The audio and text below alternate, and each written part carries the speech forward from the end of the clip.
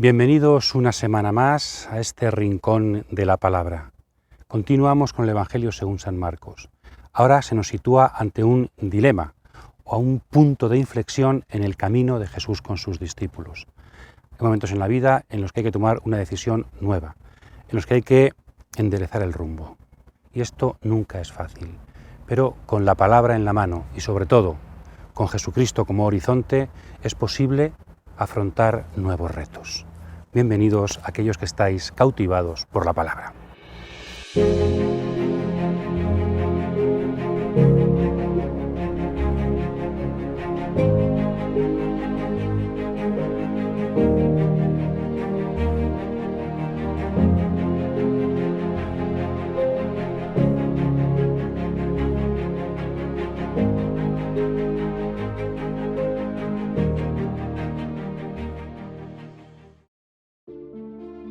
Jesús comenzó a enseñarles que el Hijo del Hombre debía sufrir mucho y ser reprobado por los ancianos, los sumos sacerdotes y los escribas, que le matarían y que resucitaría a los 3 días.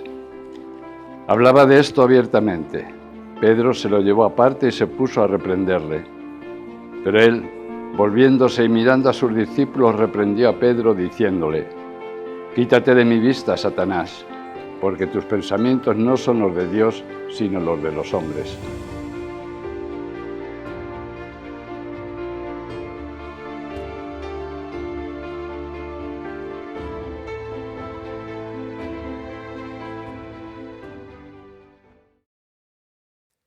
El texto que acabamos de escuchar es la continuación exacta del texto que analizamos la semana pasada, la confesión de fe de Pedro. Inmediatamente después Jesús tiene esta revelación, comienza una nueva etapa hacia Jerusalén. Es el primer anuncio de la pasión. Por tanto, este texto que hemos escuchado sirve por una parte de contraste con el anterior. Pedro, que queda bien, tú eres el Mesías, y Pedro, que queda muy mal, Satanás, quítate de mi vista. Contraste con el texto anterior. Y por otra parte, este texto que acabamos de escuchar sirve como introducción, como primera parte de toda la subida a Jerusalén que comenzamos. Por tanto, sirve para contrastar con lo anterior y sirve para inaugurar una nueva sección. Ahora veremos el contraste con el anterior. Digamos una cosa sobre esta nueva sección que inaugura. Comienza la segunda parte del Evangelio una vez que Jesús ha sido reconocido como el Mesías. Hay un punto de inflexión. El camino por Galilea termina ahora con la proclamación de Jesús como Mesías y comienza la subida a Jerusalén. También cambia la perspectiva en que Jesús ahora habla de pasión. Es el primer anuncio de la pasión-resurrección. Esta segunda parte del ministerio de Jesús, que como recordamos va a ser proclamado como Hijo de Dios, igual que al final de la primera parte ha sido proclamado como Mesías, esta segunda parte del Evangelio según San Marcos, capítulos 8 al 16, tendría estas 4 secciones principales que después, en días sucesivos, semanas sucesivas, iremos viendo poco a poco. Primero está la subida a Jerusalén, que podríamos decir que va lo que queda del capítulo 8 más los capítulos 9 al 10, y que va a estar muy bien jalonada o estructurada esa subida por 3 anuncios de la pasión. El primero acabamos de escucharlo. Después Jesús entra en Jerusalén de forma solemne, cosa que celebramos el Domingo de Ramos, ¿verdad? Y ahí se produce, hay 3 capítulos, un ministerio breve de Jesús en Jerusalén. Antes hubo un ministerio largo en Galilea y ahora tenemos un conjunto de escenas donde Jesús, maestro, tiene ciertas controversias, enseñanzas en el templo y en Jerusalén. Después ya comienza, después del discurso, unas enseñanzas del discurso escatológico, comienza el relato de la pasión, 2 capítulos. Y después, unos pocos versículos solamente, en el capítulo 16, es el sepulcro vacío y el anuncio de la resurrección. Por tanto, estas 4 secciones comienzan exactamente ahora. Vamos a comenzar una nueva etapa en el ministerio público de Jesús de Nazaret. Vamos hacia adelante.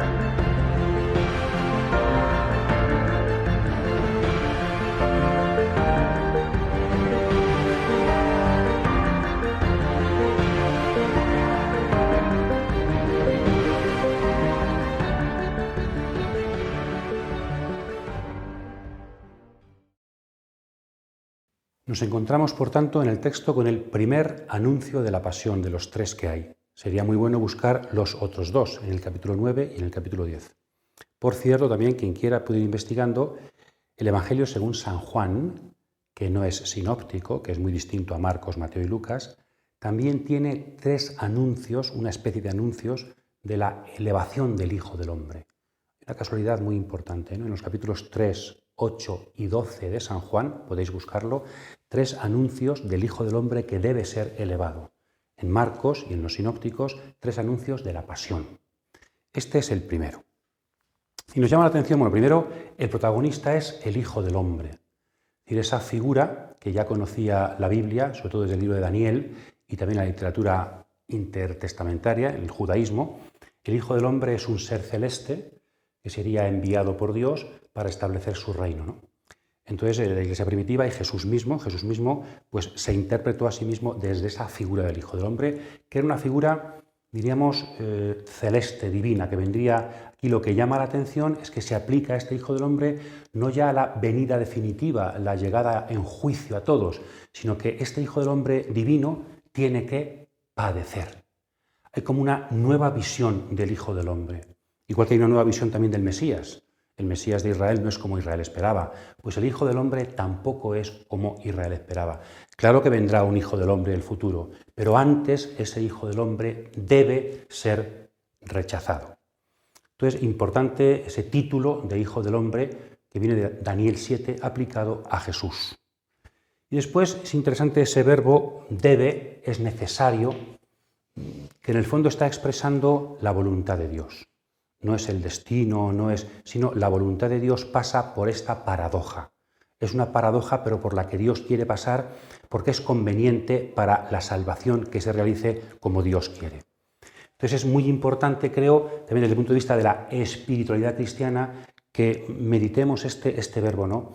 ¿Por qué es necesario? ¿Por qué pasan por aquí los caminos de Dios? Cómo esta paradoja Jesús la conoce bien y sabe que tiene que vivirla. Muchas veces nosotros nos pasa lo contrario, ¿verdad? No entendemos esos planes de Dios en la paradoja. No entendemos por qué es necesario pasar por todo esto. Bueno, pues eso, el plan de Dios que es misterioso, pero que Jesús lo sabe y lo vive y nos lo transmite para que lo vivamos con Él. Y son 4, diríamos, los verbos que se nos dice que Jesús es necesario que viva, el Hijo del Hombre, ¿no? Una especie de, pues increscendo o un proceso. El primero es sufrir mucho. ¿Por qué es necesario que el Hijo del Hombre sufra? Vamos a suponer que tenía que morir por nosotros ¿pero sufrir? ¿Por qué sufrir? ¿Por qué entra el sufrimiento mucho, además, en los planes de Dios? ¿Por qué para salvarnos el Hijo tiene que sufrir? ¿Dónde se encuentra la lógica del sufrimiento que es necesario para que la salvación despunte? Hay aquí un misterio en Semana Santa resplandece, sobre todo, que no es nada fácil de ver, sobre todo para quien no ha sufrido. Para quien ha sufrido, a veces, pues aunque es muy doloroso, pero uno comprende cosas, ¿verdad? La gente que tiene experiencia de sufrimiento no lo entiende intelectualmente, pero parece que es más fácil de comprender los caminos del Hijo del Hombre. Por tanto, el sufrimiento no es rechazado por Dios. Tal es su amor por nosotros que cree que el sufrimiento del Hijo, conviene que el sufrimiento del Hijo, pues sea el camino para nuestra salvación. Después, ser rechazado, ser reprobado por 3 grupos, que son los grupos que formaban el Sanedrín, ¿verdad? Los sumos sacerdotes, los escribas y los ancianos. Las autoridades de Israel también es necesario que lo rechacen. Es decir, no solamente es necesario el sufrimiento, sino que los jefes de la religión de Israel rechacen al enviado Mesías de Israel. ¿Por qué es esto necesario? ¿Por qué hace falta el rechazo del Salvador para que nos salve? ¿Por qué es necesario el rechazo de la palabra para que la palabra nos llegue? ¿Por qué tiene el grano de trigo que morir para dar fruto? Dirá Jesús en Juan 12. Pues por ahí van las cosas, ¿no? También en los caminos de Dios, el rechazo de Jesús forma parte de la voluntad salvadora de nuestro Dios. Después, lo más claro, ¿no? Morir. Hay que pasar por la muerte, hay que llegar hasta el final de los finales. Morir. No se puede no morir. No solamente sufrir y en último momento morir. llegar hasta el final. Hasta que el hombre no muere, dice el Antiguo Testamento, no se conoce su intención, su destino, su interior.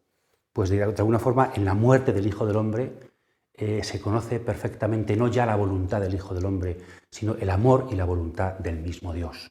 Es capaz de llegar hasta el final. Por lo tanto, la muerte del Mesías, del Hijo del Hombre, como parte integrante de esa voluntad de Dios. Y por fin, que se olvida, hemos dicho, anuncios de la pasión y de la resurrección. Forma parte del plan de Dios que el Hijo del Hombre resucite. Y para resucitar tiene que morir. Esto a veces lo olvidamos, ¿no? Jesús sabe que va a morir, pero también sabe que va a resucitar. Nunca la pasión es la última palabra. También está la resurrección. Él anuncia todo.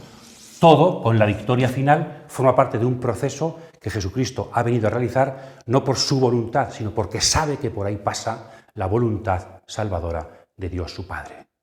Pues este es el camino que Jesús informa a los discípulos, pero sobre todo para Él. Luego veremos que también invita a los discípulos. Pero en primer lugar les informa de que Él se dirige a Jerusalén. Él tiene que sufrir, no son ellos. No les pide sufrid por mí, Él. Y tenemos aquí la respuesta de Pedro. ¿Cómo responde Pedro a esta información de Jesús? Jesucristo comienza a decirles, comienza a enseñarles, es decir, comienza algo nuevo en el discipulado, en Jesús, maestro de estos discípulos. Comienza un nuevo trimestre, un nuevo curso, donde la enseñanza ahora es nueva. ¿Cuál va a ser la reacción de Pedro, el principal alumno, ante esta nueva perspectiva del mensaje de Jesús?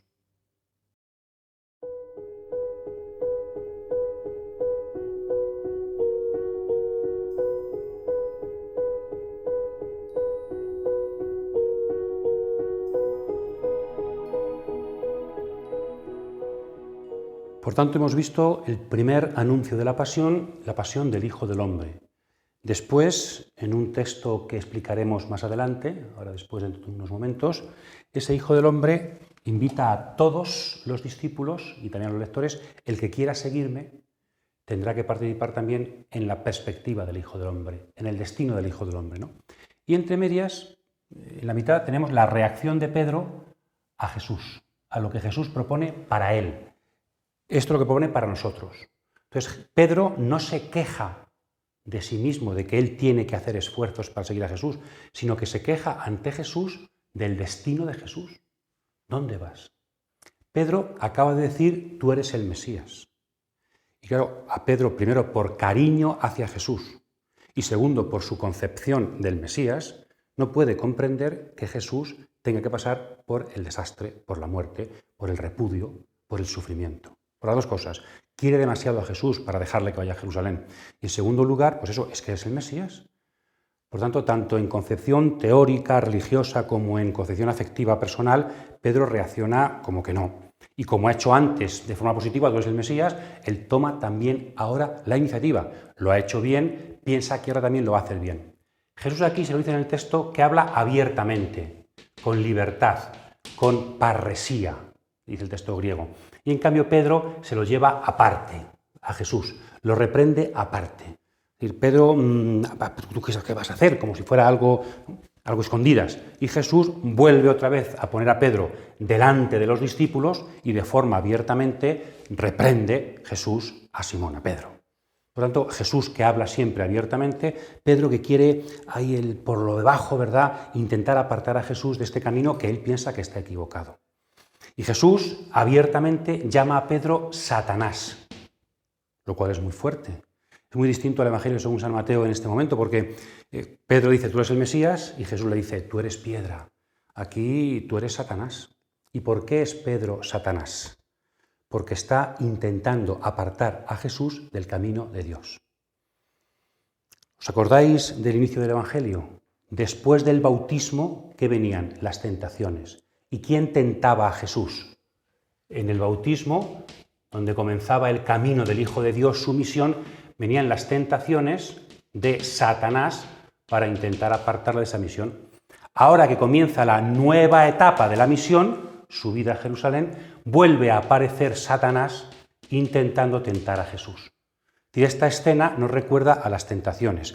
Ahora Pedro está siendo para Jesús Satanás, el tentador, el demonio. ¿Y cuál es siempre la intención del demonio? Apartar a los hombres, también al Hijo de Dios, de los caminos de Dios.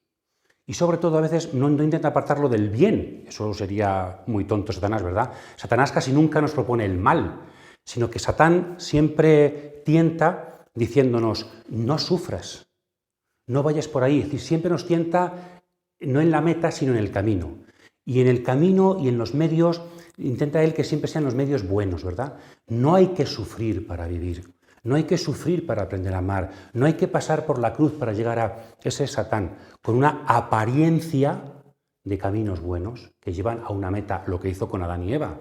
Seréis perfectos. Mentira. Por tanto, Pedro se está convirtiendo en Satanás para Jesús y entonces tiene que apartarse.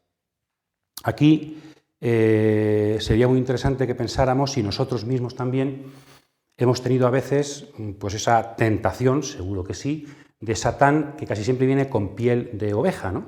Con piel de cordero. Y es, hombre, ¿cómo se te ocurre a ti hacer esta humillación? ¿Cómo permites que esta persona te haga? ¿Cómo tú, Jesús, siendo el Mesías? Satanás. Hay muchas personas que, pareciendo que nos quieren, o quizá nos quieren de verdad, pero no entienden los caminos de Dios e intentan apartarnos de nuestra misión, que siempre tiene que ver con la cruz, de una forma o de otra, que siempre tiene que ver con la humildad, que siempre tiene que ver con Jesús. Entonces, ojalá que estemos atentos y conozcamos tan bien el Evangelio que sepamos aplicarlo en nuestra vida para cuando llegan los pequeños satanáses de nuestra historia, que hasta Pedro puede ser Satanás, hasta gente que nos quiere, gente de iglesia, puede ser Satanás, que intenta convencernos y seducirnos con caminos, revueltas, que no son los de Dios.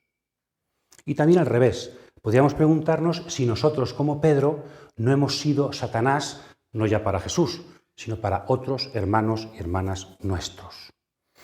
Es decir, yo a veces, por afecto a ciertas personas, o por lo importantes que son, o porque estoy en contra de otros, no estoy intentando decirles, no aceptes esta humillación, no sufras, no pases por este camino.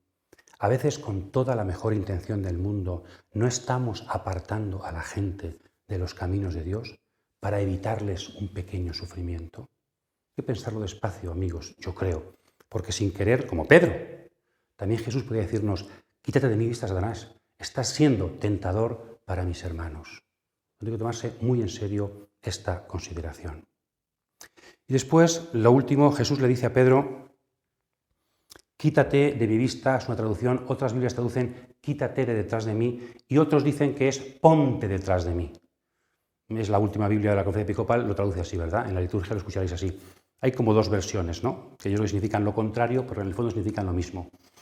Quítate de detrás de mí, yo creo que es la opción más correcta como traducción. ¿Qué significa esto? Igual que al principio del Evangelio te llamé a seguirme, si tú piensas así, tienes que dejar de ser discípulo mío. Con esos pensamientos, quítate de mi seguimiento. Detrás de mí es ser discípulo. Quítate de detrás de mí, apártate de detrás de mí, es una forma de decirle, no seas discípulo mío. De esta forma no puedes ser discípulo mío. Es la contrallamada. Te estás apartando del seguimiento. Tarde o temprano dejará de ser mi discípulo. O también otros dicen una idea quizá más bonita y que significa lo mismo en el fondo, pero yo creo que es menos correcta, pero significa lo mismo, es ponte detrás de mí. Y lo que tienes que hacer, Pedro, es no intentar adelantarte a mí. Yo sé lo que tengo que hacer. Y tú tienes que ser seguidor, no primero, no líder. Tú tienes que ir detrás de mí. Donde yo vaya, ven tú. Por tanto, la única forma que tienes de comprender esto es volver a ponerte detrás de mí, que es donde te corresponde. No intentes ir delante de mí. O sea, es una rellamada. Yo tengo que volver a colocar a Pedro en su sitio, que no es delante de mí, sino detrás de mí. Y si voy a Jerusalén, tú, Pedro, detrás de mí a Jerusalén. En el fondo dicen lo mismo, ¿verdad? O bien, hazme caso y ponte detrás de mí y sígueme, o bien, como pienses así, deja de ser discípulo mío. En cualquier caso, significa ser discípulo, implica aceptar este anuncio de la pasión, implica seguir a Jesucristo a donde quiera que Él vaya. Llamando a la gente, a la vez que a sus discípulos les dijo, si alguno quiere venir en pos de mí, niéguese a sí mismo, tome su cruz y sígame. porque quien quiera salvar su vida, la perderá. Pero quien quiera perder su vida por mí y por los evangelios, la salvará. Pues, ¿de qué le sirve al hombre ganar el mundo entero si arruina su vida? ¿Qué puede dar el hombre a cambio de su vida? Porque quien se avergüence de mí y de mis palabras en esta generación adúltera y pecadora, también el Hijo del Hombre se avergonzará de él cuando venga en la gloria de su Padre con los santos ángeles.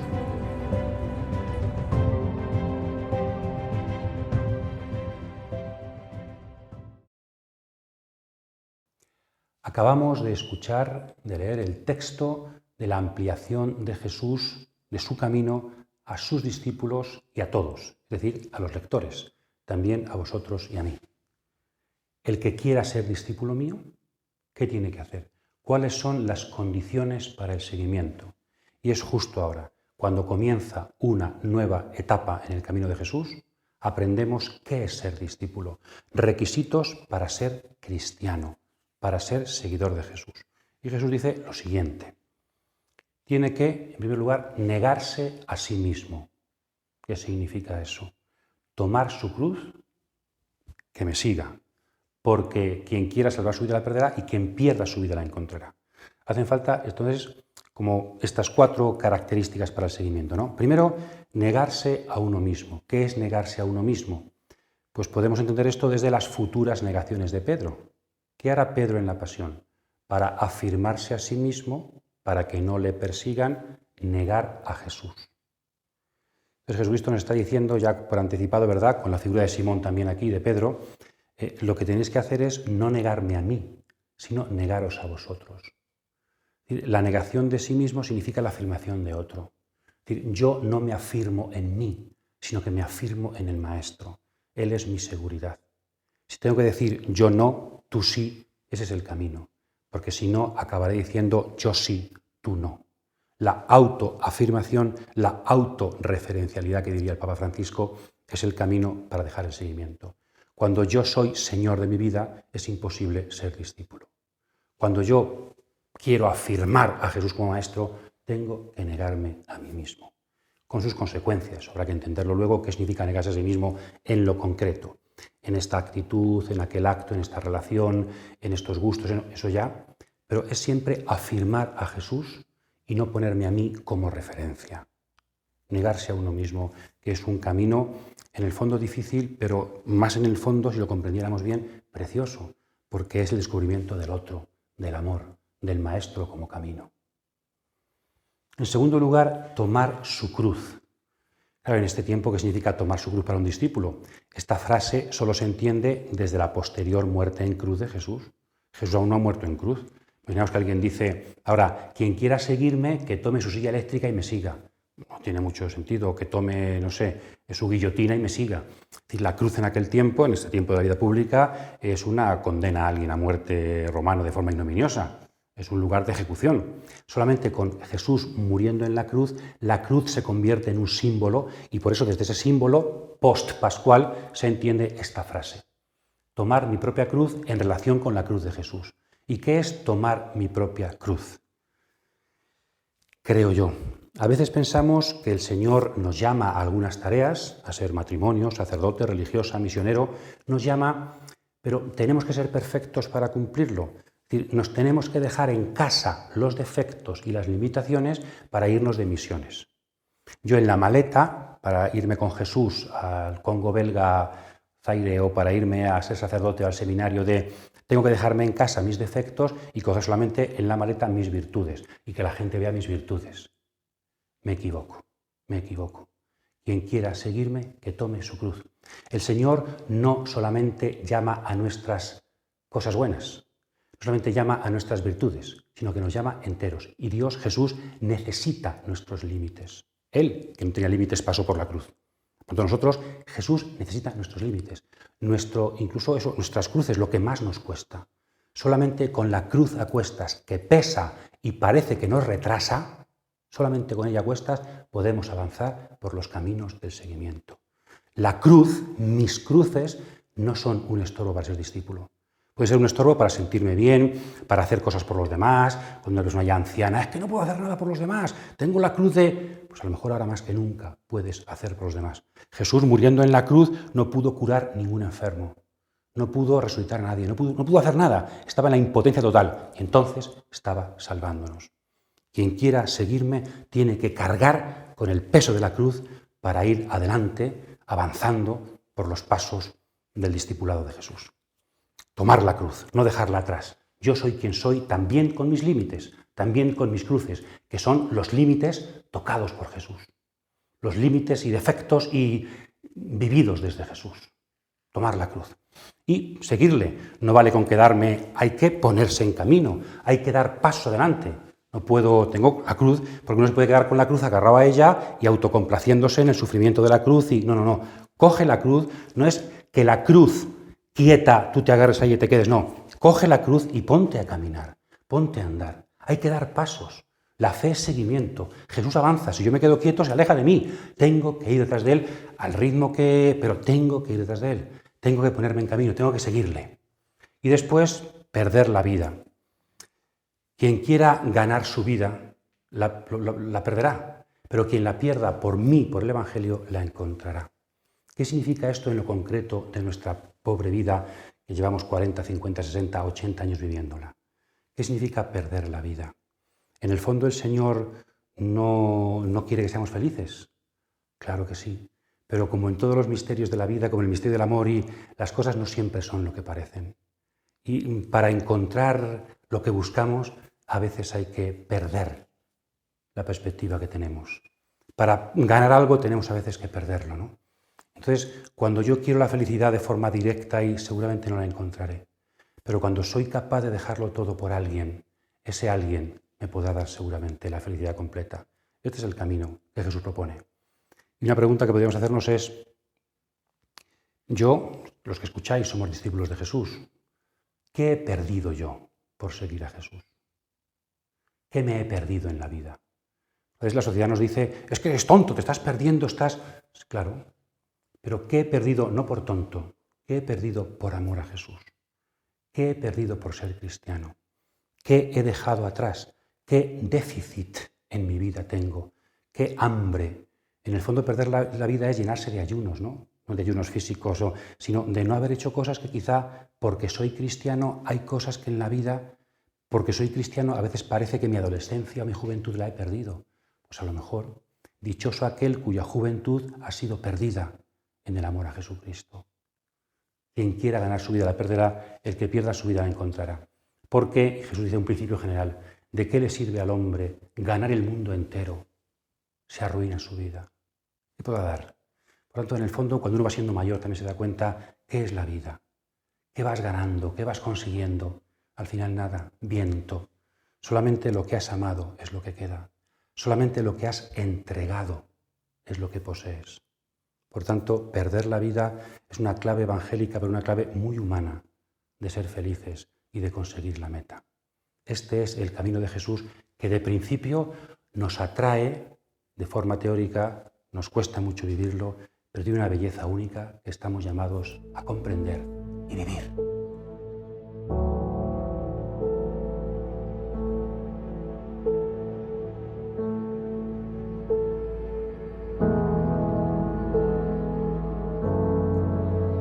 Quien quiera salvar su vida es el camino contrario a la cruz y al seguimiento.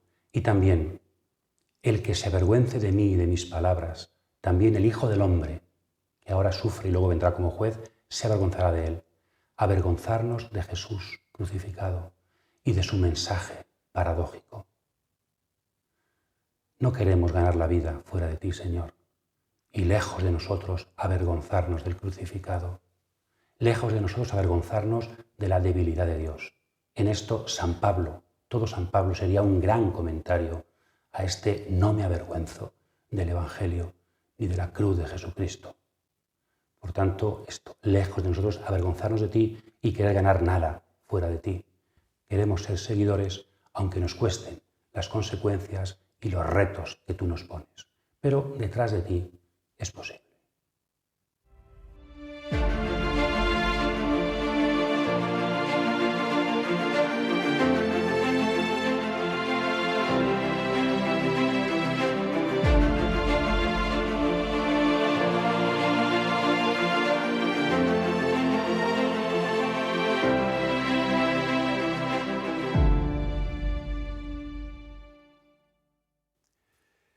Por tanto, digamos una última palabra sobre este punto de inflexión que hemos meditado en el camino de Jesús al que invita a sus discípulos.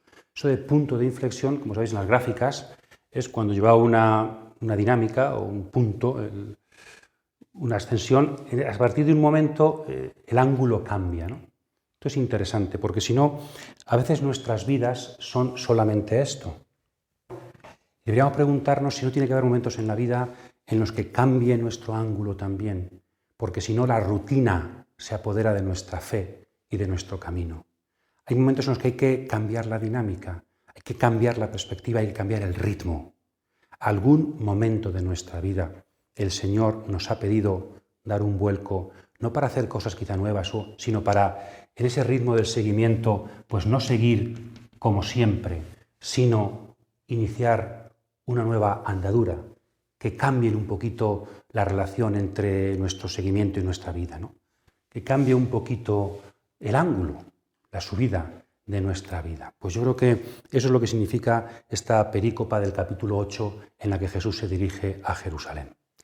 En ese sentido, yo creo, simplificando mucho y por si ayuda, que todos los cristianos estamos llamados a pasar por esta doble etapa en el seguimiento de Jesús.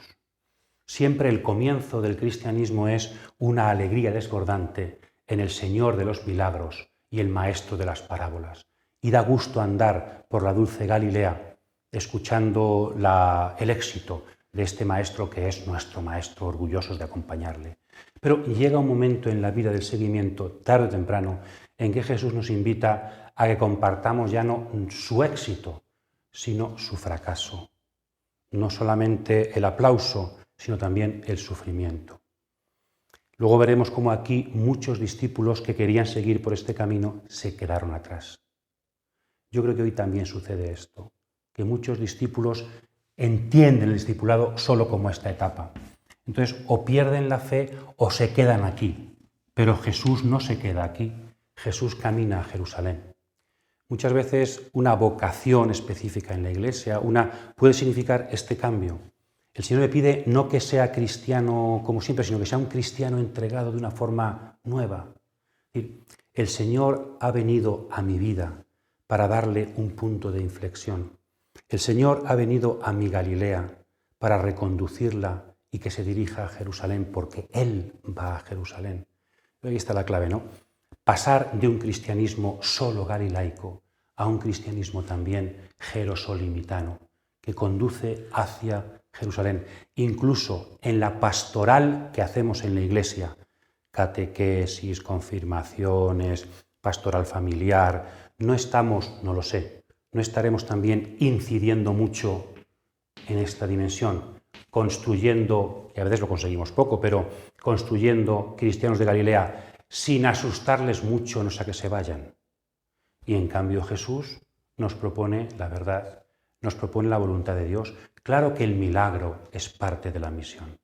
Claro que la parábola y el mensaje del reino es parte de la misión. Pero también lo es la persecución, la incomprensión y la cruz. Porque Cristo quiere hacerlo todo nuevo. Quiere resucitar y resucitarnos. Y para ello hace falta pasar por Jerusalén. Por tanto, ojalá que los que estamos cautivados por la palabra, de tanto escuchar la palabra, también ella provoque en nosotros ese punto de inflexión para seguir a Jesucristo de una forma desbordante que yo ya no controlo como Pedro y que tengo que empezar a obedecer y a fiarme de Él y caminar hacia su cruz, hacia su derrota, porque entonces seremos discípulos hasta el final.